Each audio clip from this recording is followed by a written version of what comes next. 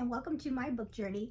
Today I'm here to talk to you about all the books that I read in the month of November, and I had a great excuse me, I had a great reading month. I read some really great books. It was the month was specialized, or it was the month that we had our Historathon, and I love historical fiction. That's my favorite. Probably my favorite genre, really, is historical fiction. So I got to read as much historical fiction as I wanted, and I was able to complete a lot of the prompts that we had for Historathon. So I did the Historathon, Readathon, but I also did participated in the C.S. Lewis Readathon that was going on as well. And as I'm talking about the books, I'll try to remember what prompts that they filled. Okay, so let's go ahead and get started. So the first book I'm going to talk about is such a good book. This one is We Were the Lucky Ones by Georgia Hunter. And this one I buddy read with Cheryl at Candlewick Library.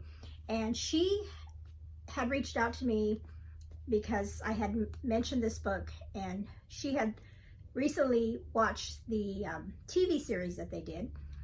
And she really enjoyed the series, and she wanted to read the book. So I said, well, let's find a time to buddy read that together. And so we chose November to read it. And after I read the book, I did start watching the show. I think I'm only right now into, I think, the first 3 episodes. And it's good. It's really good. But I have to say, the book's a lot better. I mean, they did a good job. But I mean, after reading the book was just really powerful. And so what this book is about, it is about a family living in Poland going through the war, the Second World War, and specifically because they are a Jewish family. And the way Poland, and the more I've read World War II books, Poland was hit so terribly because not only were the Germans attacking, they had the Russians coming, or the Soviets, were they Russians or the Soviets, or the Russians coming in through the east, so they were like surrounded. And at one point in the book, Poland gets split in 2, and we have family members that are on the German side, occupied side, and we have family members on the Russian side, occupied side of Poland, and they're separated. So we go through the whole, the book starts right before the war kicks off, and we see the family members and the way they're living their lives, and there's just a loving family. One of the opening scenes in the book is them celebrating Passover together as a family. And one brother who is in France at the time, he was not able to come back for that Passover, and and then after the war starts, he's unable to get back to Poland because of, the Germans controlling all the checkpoints in the areas and not letting Jewish people through. And so, like I said, we follow all the family members. We have a mother and a father. We have, let's see, there's Helena. She is the youngest, and I think Cheryl said that was her favorite character. We have the oldest brother and his wife. And then we have a brother and a girlfriend. And then we have, so is that everybody? And then a brother and his wife, and I hope I'm not leaving anybody out. And then the brother that is not married, that is in France. And so, like I said, they all get split up. And as I was reading the book, part of it talked about the older brother that was living in the Russian side. He talked about how they started hearing stories about people coming in and being taken in the middle of the night. And I'm like, oh my goodness, that is familiar because of the book that I'm reading, the Gulag Archipelago. And that's what they talked about in that book, that they would just randomly come and just arrest people and take them off and take them to the Gulag. So I was like, oh, this sounds familiar. So I really enjoyed the book. It really is a hard hitting. There were several times in there that I thought, oh my goodness, this person's, you know, how are they gonna, you know, and I don't want to talk about it too much because I don't want to give away any spoilers, but just to say that they go through an amazing amount, but they are, especially the youngest daughter, just courageous and never giving up and really sticking together as much as they can in spite of the separation. So it is like I said, it's a really wonderful book. The TV series, like I said, it's good too. They added a little stuff to the show, of course. And then what really got me was the author's note. And I was like, oh my goodness. And that, I love a good author's note in a historical fiction book. So that was my first read. I gave this 5 stars because I just loved it. And it was fun to read with Cheryl during the month. And this one, oh, just to say what prompt I used this one for. So I used this for a couple prompts. There was a war book set in wartime, it counted for that, and then also an adaptation because they did make a TV series out of it, so that counted for that as well. Let me see if it counted for any of the C.S. Lewis ones. I don't think so. So there's that. Okay, the next book is another. I had some really great ones. This is another 5-star read. This is Amanda Dykes' Born of Gilded Mountains. And now this was not on my original TBR video. This actually, I had it on hold through Libby, and it came available, and I said, you know what, I'm going to read it. And so I started reading it on Libby, and then I saw that it was available to check out as a hard copy. So I did both. I read it digitally, and then also I read it with the physical book. And so this is my second Amanda Dykes book. I read All the Stars Alight or something like that, and I really enjoyed that. I read that last year, I believe. But so Born of Gilded Mountains, such a wonderful story, and I love the way it was written, and with letters, and because it's the story revolves around 2 young girls that became pen pals when they were just really young, and I think like grade school age, and one lived in Colorado, I believe. Now I'm getting one lived in Colorado, and the other gal, where was she at? I can't remember now. But anyway, so they lived, they were pen pals, and they just got to know each other very well. And let's see, how do I talk about this without giving any spoilers away? They had a really wonderful friendship, but something happens that kind of separates them for a long time. And well, you know, I don't want to say anything. I'll leave it at that. It's about the friendship. And then also intertwined in this is a mystery. So this is counted for my mystery in this for the Historathon, because I think we had to read it a mystery. And so that counted also for my mystery. And so there was it started, we're talking about, I think there was 4 men that lived in these mountains that made a pact with each other about finding gold and that kind of thing, or in the mines. And one of them evidently finds it and then leaves almost like not a scavenger hunt, but clues for 2 of the people, 2 of his friends. But in order to make the clues work, they had to put the clues together. And there was a whole thing about those men, their story. So the book, it goes, and some people may not like that because we're going back and forth between different time periods, and it kind of follows the story. And then one of the young women is of the ones that are doing the pen pals. She also has a little side story because she's a Hollywood actress and very well known, and she has like a scandal that arises in her life, and that's why she comes seeking like a getaway and comes to these mountains as an adult. And so a lot going on, it's not too terribly hard to follow. I didn't find any issue with following the way it was set up. It's just written in such a way that, for me at least, it was pretty an easy read. It was a fun read. It made it enjoyable as far as reading it that way.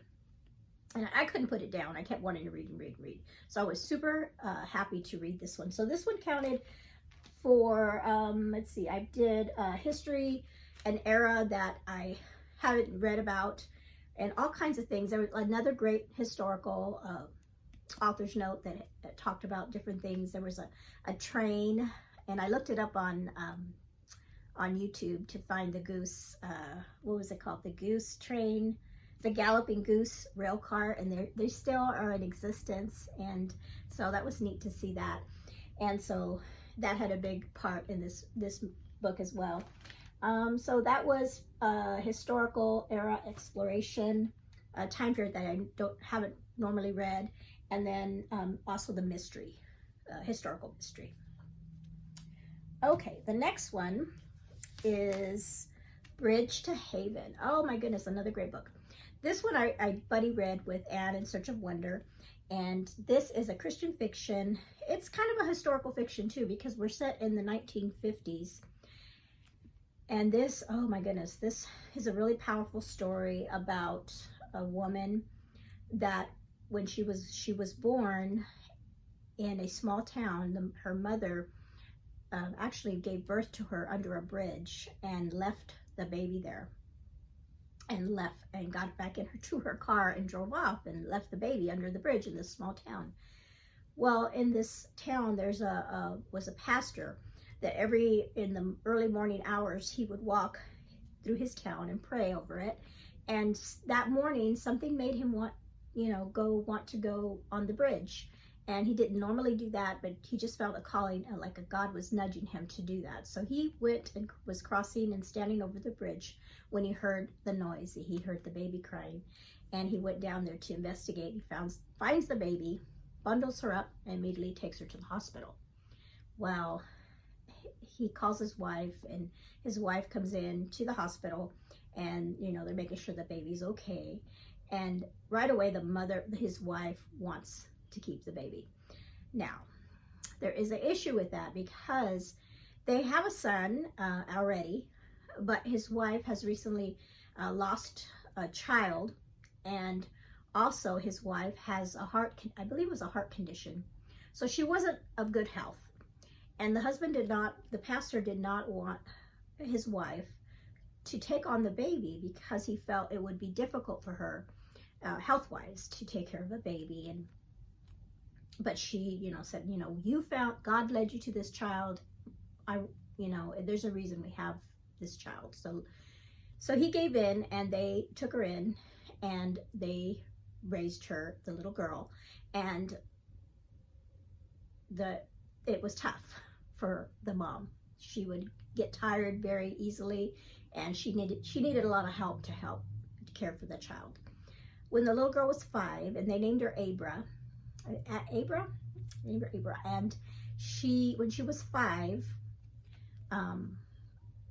something happens the mom is not able to, she passes away with her heart condition. And at that point, the pastor realizes, he can't take care of this 5-year-old on himself. And so there's a family that at the time when they found the child wanted her, but then his wife wanted. So he went to them, and they said, yes, we'll take her.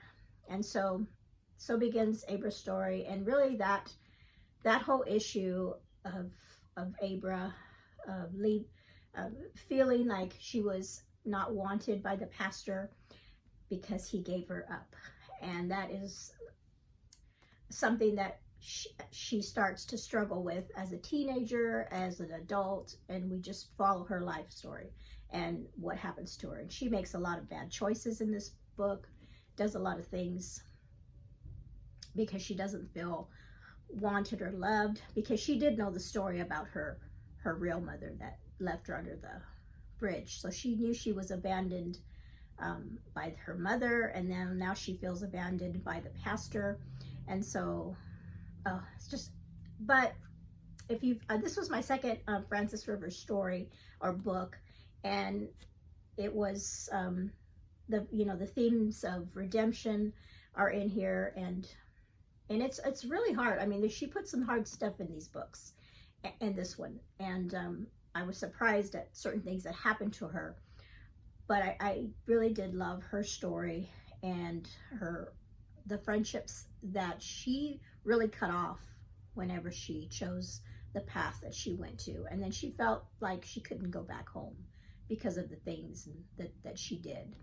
So great book. If you haven't read one of Francine Rivers' books, this is one I would recommend for sure. And Anne really had a good time with it as well. Oh, and this one I counted this as they had some there was some war time. I think it was the Korean War that was mentioned in here. We had a little bit of romance in it, and then also a different era that I hadn't read before in the 50s, so I counted it for all of that. And let's see, did I have any?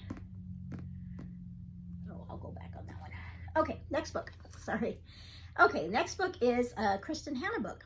And so I have read The Nightingale, and I think is that the only Kristen Hanna book I've read? I can't remember. But this one was recommended to me, The Four Winds. And this was not a 5-star read for me. It was good. I enjoyed the read. I also buddy read this with my friend Linda, and I don't think it was her favorite Hannah Krista book either. She also read Nightingale and some others, but so she didn't think this was as good as The Nightingale. So this is the story of a family living in Texas, on the Panhandle in Texas during what they call the Dust Bowl era. Oh, I think my husband just came home because my dog's barking. I'll be right back.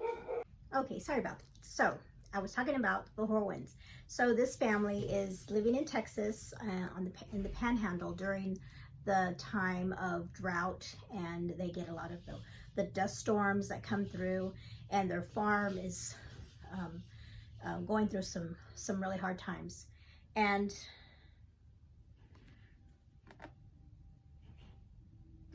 I just had lost a train of thought. Sorry. So their family is going through some really tough times. This is during the Depression. The Depression has happened, and it's just a tough time for family members. And so the story is around a woman by the name of Elsa. And Elsa she's a sweet character because in her family, when she was, I believe, maybe 10 or 11 or 13, when she was young, she had she had some kind of fever. I'm trying to think of what it was again, where she was really sick. She got really sick for a long period of time. She got over it, but afterwards, her family still, handled her with kid gloves, and they didn't let her do a lot of things, kept her kind of secluded in her home. And then her features were not, she wasn't overly pretty. She was very tall for that time period, and skinny, and she just was not an attractive, what you would call an attractive person or woman. And she had two sisters, and that were different, they looked different than her. And one of the things that was kind of sad was that when her sisters got married, they didn't have Elsa, stand with them up, like a bridesmaid or whatever, because they thought she was too tall and lanky and odd, and she just wasn't included, which was kind of sad. So all her life, she felt unloved by her parents, unloved by her sisters, and she just was alone. And one day she met somebody, and it was just like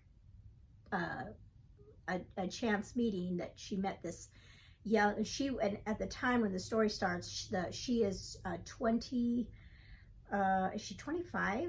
I think she's 25. So it's like considered, she's like a a spinster age, you know, because she's has never been married, and so she's kind of, people think of her that way. So this young man that she meets is 18 years old. Well, she gets involved with this young man, and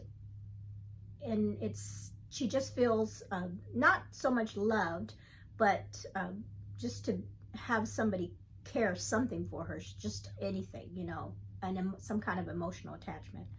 Well, she turns up pregnant, and she ends up marrying him, and that's the family that we follow in this story. And that her family goes through the drought. And this time period is so sad because they go through such hardships. And during that time, a lot of the people started heading west to California because they heard in California it was better. You can get a job there, and people were just leaving. And for a long time, they don't want to go because they don't want to leave their farm, they don't want to leave their land.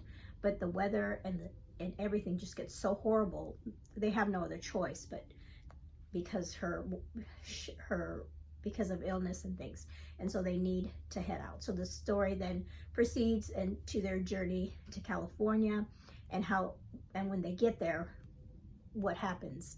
Are they gonna find, there goes my doggy again, are they gonna find what they've been hoping for, or is it just gonna be worse? And it's just a lot of hardship in this book. It's just a lot of hardship. And yeah, it's hard to, well, not hard, but I mean, it's sad that this did happen in history. And I'm going to put a picture up here that I found of, it's like a famous picture of a migrant woman, or mother. And this picture reminds me so much of Elsa's. Like, this is what Elsa would have looked like, caring for her kids, because when they got to California, it wasn't everything that they thought it was going to be. And then this also brings back, has memories for, not memories, but my own family. I lived in California, and I heard about the Okies, is what they called these, even though they weren't all from Oklahoma, they were from all over, from the Alabama, you know, Texas, Kansas, Oklahoma. But they called, in California, they were called the Okies, and they were looked down upon because, you know, they were so many of them that were coming, and they were taking up resources and jobs, and just California couldn't handle that much. And it was sad that as Americans, they weren't treated, they should have been treated a lot better. But my dad, when he was a teenager, he lived in Texas, but he also came to California and worked the fields and followed the harvest, you know, whatever fruit was being harvested, and that's what these people did. And I remember him telling us stories that when he was a teenager, he would do that, and he would, you know, go from, he would follow the crop, you know, and so, and oh, my timer went off. He would do that. Got something in the oven. So he would go, like I said, and travel and work those fields too. A lot of the migrant workers, and they were considered migrant workers when they came in from Texas and Oklahoma. And so it was a you know, it was a hard-hitting story. Like I said, it wasn't my favorite Kristen Hanna book, but it was a good read. It was good. I probably would rate it maybe 3.5, because there were some things in there that I wish would have been different. There was some content in here that I didn't like, but overall I did like the telling of the history of what was happening during that time and what the families went through. And the ending was like, you know, I wanted a different ending too. I was like, okay, but there we go. And so this one I counted as, let's see, I used this for the social issues because there was a lot of, like I said, discrimination, and they really looked, the people in California really looked down at these, the migrants that came in, and they had like no compassion for these people, and they lived horribly. So I used it for that. And then also the reason I picked it was for the strong sense of place, because you really felt the weather and the dust and just how awful it was, the way it would just come in. And I remember I was telling my husband that, maybe I'll put that picture up here too. In Bakersfield, we grew up in 1977, there was like a famous dust storm that came through. And I remember that because my mom had put up, covered up all the windows. And so, because it was really bad. And I reached out to my brothers and sisters and said, hey, you guys remember that? And they did. They remembered that. It was pretty, you know, something you don't forget. And it was a big deal. And the tumbleweeds, and that's another thing. So this book, and I thought it was interesting because I read these back to back. Can't remember which one I read first. But this book mentioned my hometown, Bakersfield. And I was like, hey, you know, I didn't hardly ever see Bakersfield in a book. Bakersfield was in this book. And then Bakersfield was in this book. Like when they came across into California, they came into the San Joaquin Valley, and that's where I grew up. So I thought that was kind of cool. But it was kind of neat, back-to-back books that mentioned Bakersfield. Okay, next book. The Orphan Train. This one. This was not what I thought it was going to be either. I thought, well, it did talk about children on the train, but it was more about a young girl after she got off the train. This book was also a dual timeline where we have a story in the 2011 and then 2011 timeline, and then like a 1920s timeline. And where the 2011 timeline is about a young girl that, what is her name? I always forget people's names when I read so many books. Molly. Is it Molly? Yeah, Molly is a foster child. She's 17, so she's getting ready to age out of the foster system. So she's lived a sad life because she's gone from home to home to home to home, you know, in different places, and never really having a home of her own. And she is 17, and she recently got in trouble because she stole the library book, and it was her favorite book. I believe it was Jane Eyre. Jane Eyre? I think it was Jane Eyre. And it was her reasoning was because she, you know, it was her favorite book, she wanted it, and the library had 3 copies, so she took the one that was the most messed up of the 3. So she didn't think she was doing anything wrong, but she got in trouble. And so there was a possibility that she was going to go to juvenile hall, juvie, but so they said, well, instead of that, she could do some kind of community service. And then so her community service was to help an older woman in the community with, she had like things in her attic that she needed help getting rid of. And so Molly went over to this woman's house and started helping her try to get rid of stuff. And then realizing that really, she didn't really want to get rid of anything. She was just going through all her little memories and things. And while we're seeing that, we're also being told the story of that woman, that older woman. And she was the one that came on the orphan train. So she was born in Ireland. Her family came over to the United States and lived in New York for a time. And then sadly, her family was killed in a apartment fire, and she was left by herself. And back in this time period, they had these orphan trains, and the orphan trains would take orphans, kids just living out in the street in New York, and they would just gather them up, and they would put them on a train and then ship them out west to families in you know, in the middle of the country, farmers, and they would advertise, like right here it says homes they would put out these advertisements in these towns where the train would stop, and people would come and they would display these children and people would take them. And we follow her story. And so she had her Irish name, but when she was adopted or taken in by the first family, they, oh, well, we can't say that name, you're just going to be Dorothy. And so she was Dorothy. And she so the story follows her and what she went through. And this is another one that there's some really heavy content in here that I was not expecting. So it kind of like, oh wow. And it was a violent act against her as a child, and it was really awful, and it was really bad. And so I didn't like that part. Obviously I didn't like that part, but I thought the way it was coming, I was thinking, hope it doesn't come to this. I had that feeling, that icky feeling that something was going to happen to her, and it did. But so I didn't like that about it. I didn't like that part of the book, but I did keep reading because I wanted to know what happened to her. I wanted to know how she ended up where she was at. And there was a good part in this book.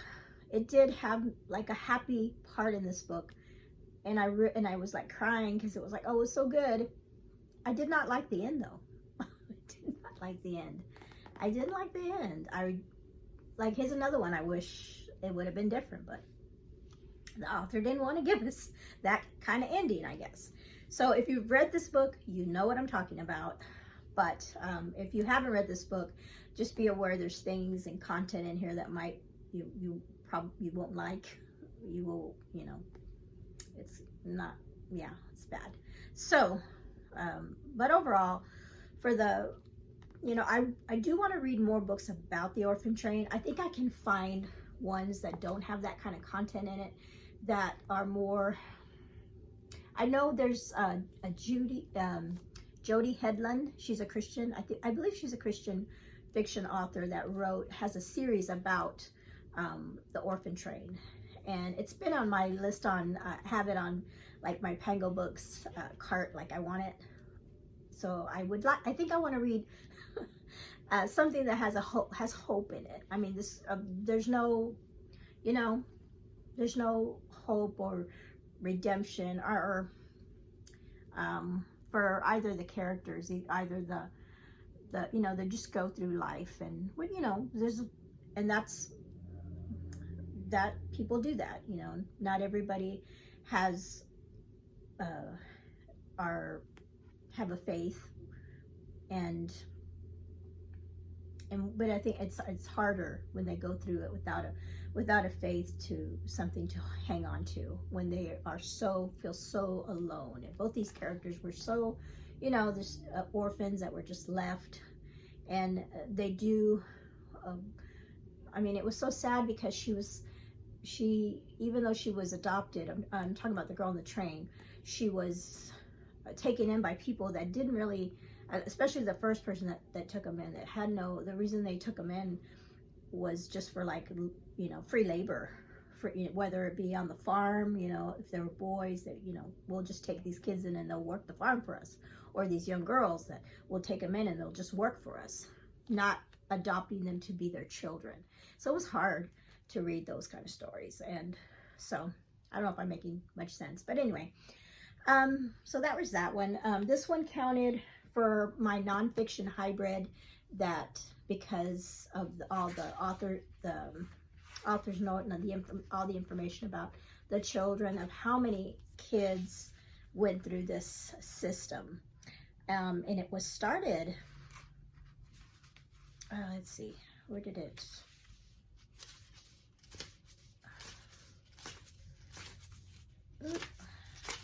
It went from, they did this between 1854 and 1929. They ran these orphan trains.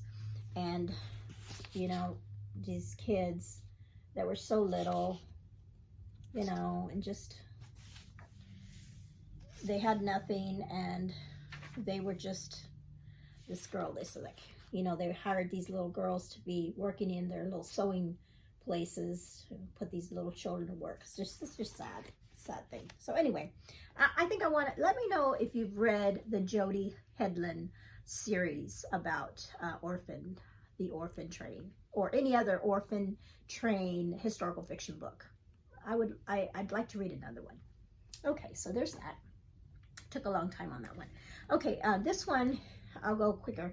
This one is Dear America, Across the Wide Lonesome Prairie. This one was our read aloud with my daughter, and this is a story of a young girl going across the Oregon Trail, and in 1847. This one was so good.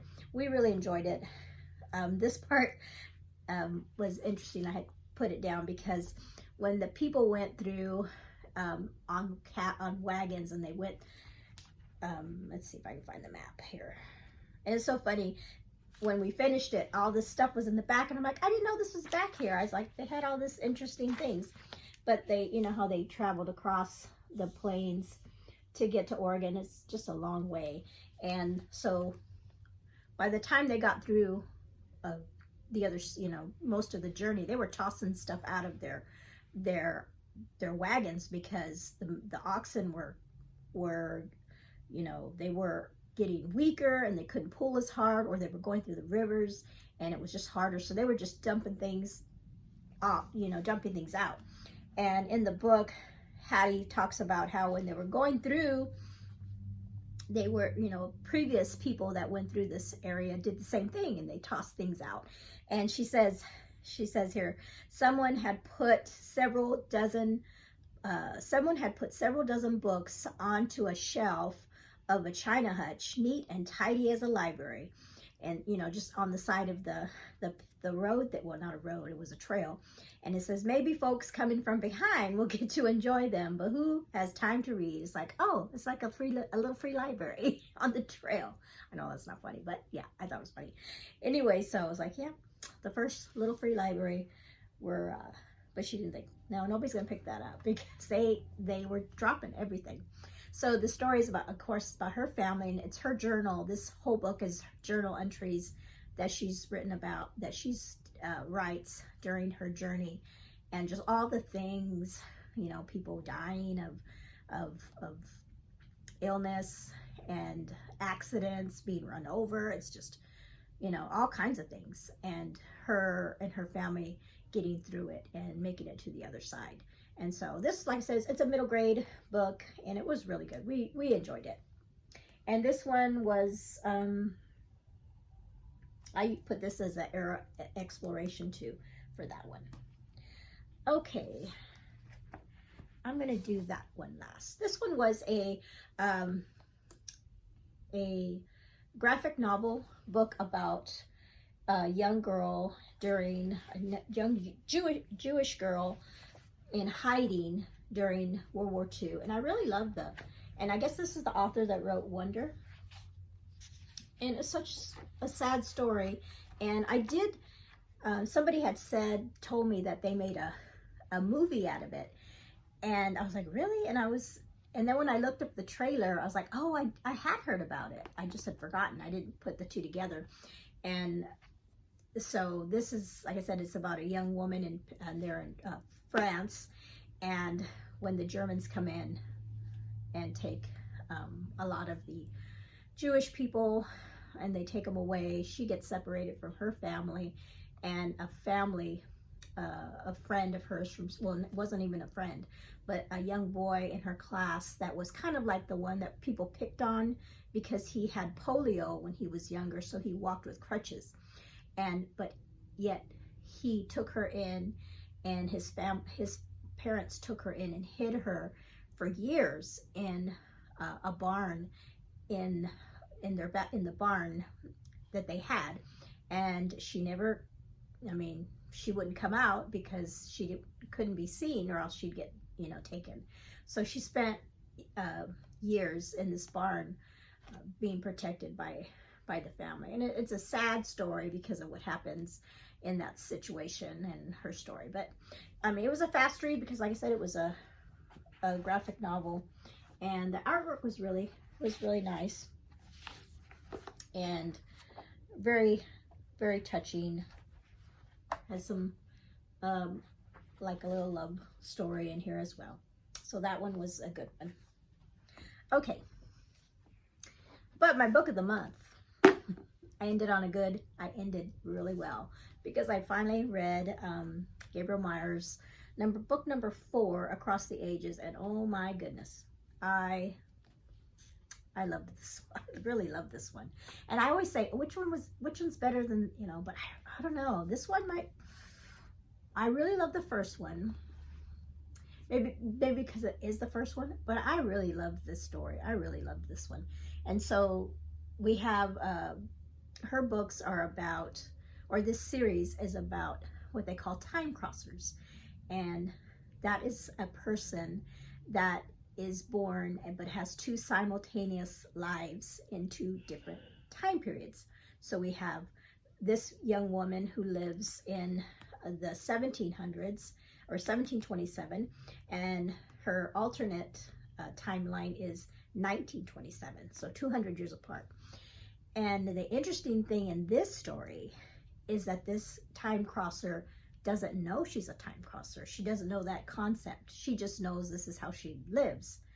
And so the book is about her trying to figure out why she has this. Is it a curse? You know, why isn't she like everybody else that only has 1 life? And I didn't think I was going to like the pirate part, but that was my favorite part. The pirate, her pirate life, and the pirate that she meets, Marcus. Oh, I really liked his character. I really did. And then her life in the 20s was, she was a daughter of a famous preacher who did like revivals across the country and was well known. And then her family, even though her family was, or her parents were like, her dad was a pastor and well respected, her brothers were not. They were gangsters, and one was a policeman, but was like a dirty cop, that, you know, and so, you know, it was very scandalous. And so, like I said, this whole book is about her trying to find out why she is the way she is, and is there something she can do to change this?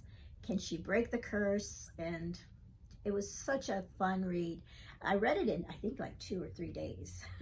I did it real fast. I was up at night reading this because I needed to know what was going to happen.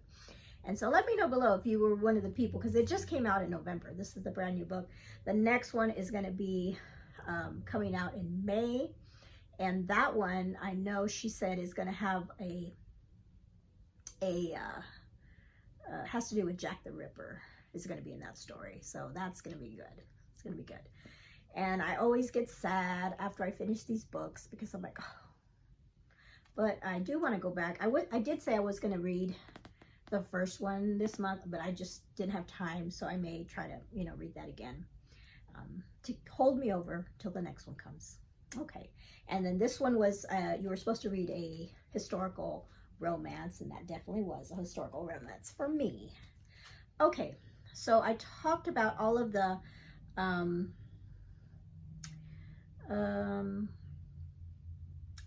books and how they fit the prompts for Historathon. For the C.S. Lewis one, I had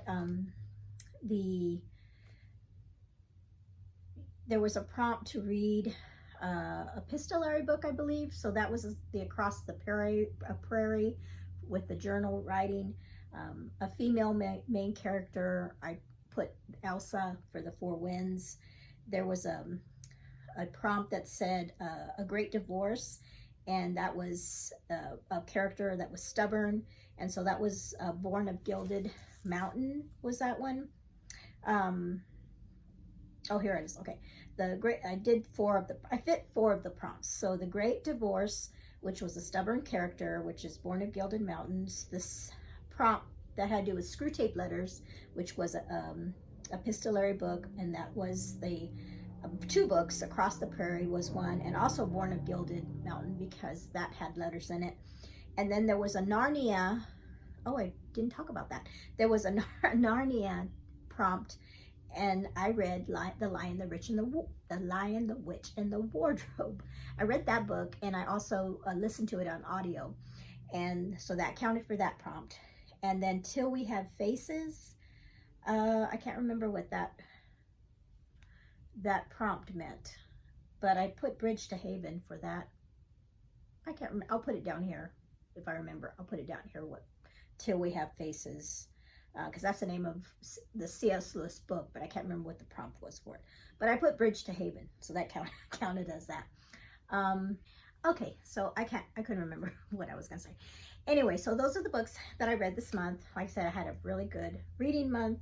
I enjoyed every single one of the books that I read, and so happy that I was able to buddy read with Anne, with Cheryl, and with Linda this month. It was fun to have that many buddy reads going on, and we all had a good time enjoying those books. And you know, I was glad I was able to finish reading The Lion, the Witch, I always get tongue-tied on that, The Lion, the Witch, and the Wardrobe, because this month I'm reading Once Upon a Wardrobe, which is about that book. So I was like, oh good, I have that fresh in my mind, and I'll be able to, it'll be a lot better reading that, knowing everything that happened in the story. And that was really good. The audio that I listened to was Michael York was the one that did the narration. He did a good job on that one. Okay, so that's it. That's all the books that I read for November. And let me know below in the comments if you've read any of these books, and also if you what was your favorite book. You all have a blessed day. Bye-bye.